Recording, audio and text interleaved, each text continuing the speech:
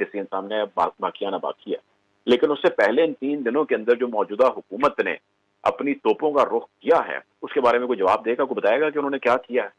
مطلب کہ ابھی دیکھیں تھوڑی دیر پہلے جو انہوں نے پریس کانفرنس ایک بڑی میسو قسم کی وزیر اعظم ہاؤس کے اندر کی ہے, جس کے اندر انہوں نے عدلیہ کے خلاف ہرزہ سرائی کی ہے, جو الفاظ استعمال کیے ہیں, جس کا چناؤ کیا ہے. مثال کے طور پر ون آف دیٹ از کہ یہ میچ فکسنگ ہے یا یہ بینچ فکسنگ ہے.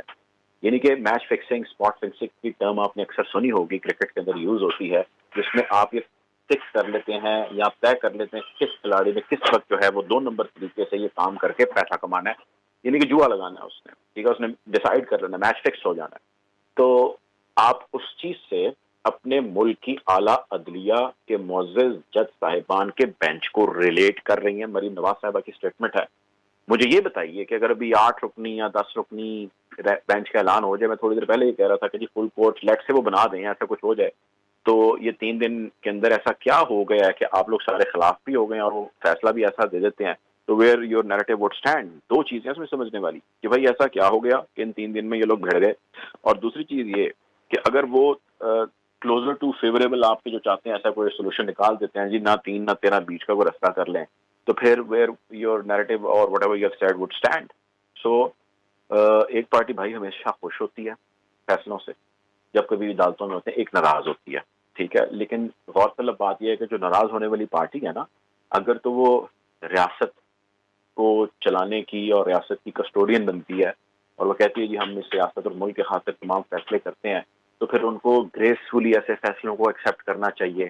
یہی وہ ججز ہیں, اسی چیف جسٹس صاحب نے, اسی اعلیٰ عدلیہ نے اب سے چند روز پہلے عمران خان صاحب کی ایک پٹیشن تھی قاسم سوری صاحب والے معاملے میں, جنہوں نے کہا کہ جی وہ قاسم سوری والا جو معاملہ ہے ہم عدالت کے پاس میٹر لے کے جائیں گے. عدالت نے اڑا کے پھینکا اس فیصلے کو. اس پہ تو بڑے خوش تھے یہ, اور اس کے اوپر بڑے جو ہے وہ شادیانے بھی بجائے جا رہے تھے, اور کہا جا رہا تھا جی کہ عدلیہ کی آج, یہ بھی تھوڑے دن پہلے کی بات ہے, کوئی چند دن ہوئے ہیں کہ اعلیٰ عدلیہ ہمارے لیے پرائم ہیں, اعلیٰ عدلیہ کا وقار بلند ہو, اور جو کچھ وہ کر رہے ہیں وہ ملک کی بقا خاطر کر رہے ہیں. جھوٹے کو شکست ہو رہی ہے, جھوٹے بیانیہ جو ہے وہ فاش ہو رہا ہے, عدالتوں کا وقار بلند ہو, یہ راگ اب الاپ رہے تھے ابھی. تو بھائی ایسے 3-4 دنوں کے اندر کیا ہو گیا کہ آج تم جو ہے وہ عدلیہ کو آنکھیں دکھا رہے ہو اور اس قسم کے الزامات لگا رہے ہو اور کہہ رہے ہو کہ جی یہ جو بینچ فکسنگ ہے, مطلب اس کے اوپر آج میں ایکسپیکٹ کر رہا تھا کہ کمرہ عدالت کے اندر جو ان کے وکیل پیش ہوئے ہیں ان سے سوال پوچھا جائے گا کہ بھئی ہم یہاں پہ آپ کا کیس سن رہے ہیں, ایک تو آپ ہمارے پاس کیس ہے, معاملہ کلیئر تھا, دوسرا یہ کہ آپ کے پیچھے لیڈران ہمارے بارے میں یہ باتیں کر رہے ہیں. تو خیر گریس کا کورٹ نے فی الحال تو مظاہرہ دکھایا, لیکن جو ایسے ممالک ہیں جہاں پہ لا کے اوپر عمل بہت زیادہ ہوتا ہے, یہاں وہ ان کی مثالیں دنیا میں دی جاتی ہیں, وہاں پہ اس کو کنٹیمپٹ آف کورٹ کے زمرے میں لایا جاتا ہے اور سخت قسم کی اس کے اوپر جو ہے وہ سزائیں ہوتی ہیں. سو ہمارے ہاں اٹس اے نیو پریسیڈنٹ کہ آپ آئیں, انگلیاں اٹھائیں, جب آپ کی مرضی کے فیصلے ہوں تو آپ واہ کریں, جب نہ ہو تو آپ ایسی کی تیسی کر کے رکھ دیں. تو اس وقت جتنی بھی سچویشن ہے وہ سچویشن اچھی نہیں ہے, یہ خراب سچویشن ہے, یہ بری سچویشن ہے, اور اس میں سب سے زیادہ جو نقصان ہو رہا ہے وہ لوگوں کا ہو رہا ہے. کسی ایک کو ایک بڑے کا رول پلے کرنا ہوگا, کسی ایک کو جو یہ رول پلے کرے کہ تمام سٹیک ہولڈرز, تمام پولیٹیکل پارٹیز, تمام انسٹیٹیوشن کے تمام لیڈران کو ایک ٹیبل پر بٹھائیں اور بٹھا کے مسئلے کا حل نکلوائیں. آپ کو یاد ہوگا جو پرنس محمد بن سلمان نے ٹیک اوور کیا سعودی عربیہ میں, اپنے والد کو اسسٹ کر رہے تھے وہ وہاں پہ, تو انہوں نے طاقت میں آتے ہی وہاں پہ جتنے بھی کنسرن سٹیک ہولڈرز تھے ان تمام کو انہوں نے ایک جگہ پہ بٹھایا. کچھ لوگ کہتے ہیں جی ایک ہوٹل کے اندر ان کو جو ہے انہوں نے محصور کر کے رکھ دیا, لیکن اس ساری میں اس کو ریلیٹ صرف اس لیے کر رہا ہوں کہ وہ بیسیکلی انہوں نے آن سپاٹ ڈیسائیڈ کیا, انہوں نے آن سپاٹ ڈیسیجنز لیے اور ان کو چند دنوں کا ٹائم دیا کہ تمہارے اثاثے اس ملک کے اثاثے ہیں, تمہارا ڈیسیجن اس ملک کے لیے ہونا چاہیے, اور وہ انہوں نے کرایا. وہ رائٹ کیا یا رانگ کیا, ایسے سلمان اٹ سیلف خود بہت کنٹروورشل آدمی ہے, جمال خشوگی سے لے کے اور اس کے جو spymaster, former spymaster کے ایلیگیشنز ہیں وہ بہت سارے ہیں.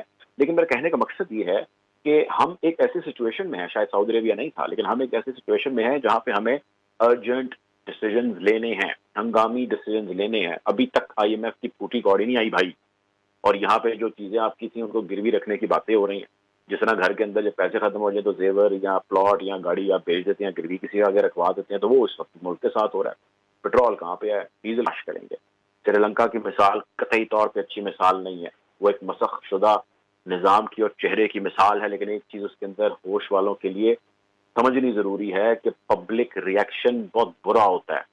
اس کو کوئی بھی دنیا میں اس طرح اچھا نہیں سمجھتا, لیکن اس سے پہلے وہ ری ایکشن آئے, آپ معاملات کو حل کر لیجئے. یار یہاں پہ یہ کٹھا کھول کے بیٹھے ہیں کہ جی وزیر اعلیٰ یہ ہوگا یا وزیر اعلیٰ وہ ہوگا. فار گاڈ سیک بھائی, معاملات اس سے زیادہ خراب ہو چکے ہیں, اور اسی وزیر اعلیٰ کے اوپر آپ نے پورے پاکستان کو لگایا ہوا ہے. اب آپ یہ دیکھیے یار, اگر ہم ہائی مورل گراؤنڈ کی بات کریں نا, آنےسٹ بات کریں, تو جو کچھ 17 تاریخ کے الیکشنز میں ہوا ہے نا, جس طرح پاکستان تحریک انصاف نے نمبرز حاصل کیے ہیں, آپ بلیو کریں کہ گریسفلی ہی حمزہ شہباز کو وہاں سے نا مورلی ہی ہٹ جانا چاہیے. یہ مورل اور ایتھیکل ویلیوز